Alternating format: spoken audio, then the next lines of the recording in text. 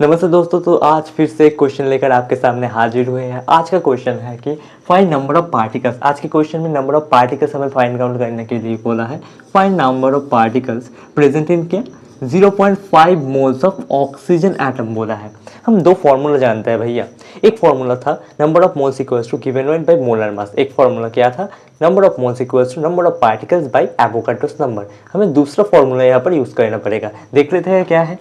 number of moles n equals to number of particles में atom भी हो सकता है, मॉलिक्यूल भी हो सकता है, by Avogadro's number. Avogadro's number भैया कितना होता है, एवोगाड्रोस नंबर होता है 6.022 इंटू 10⁻23। अब इस फॉर्मूला में इसको पुट करेंगे, हमें कितना मोल्स दिया हुआ है भैया, हमें 0.5 मोल्स दिया हुआ है और हमें क्या फाइंड आउट करना पड़ेगा, number of particles find out करना पड़ेगा। तो हम लिख लेते हैं नंबर ऑफ पार्टिकल्स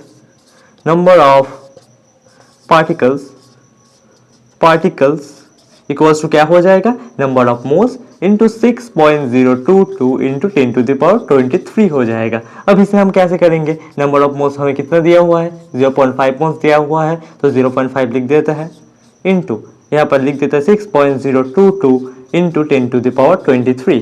0.5 को हम कैसे लिख सकते हैं, हाफ लिख सकते हैं। हाँ भैया बिल्कुल, 5/10 होगा तो ये हाफ हो जाएगा, हाफ इंटू 6.022 इंटू 10⁻23। तो ये कितना हो जाएगा, इसे काट पीट लेते हैं तो ये कितना हो जाएगा, 3.011 हो जाएगा। नंबर ऑफ पार्टिकल्स हमें कितना होगा, नंबर ऑफ पार्टिकल्स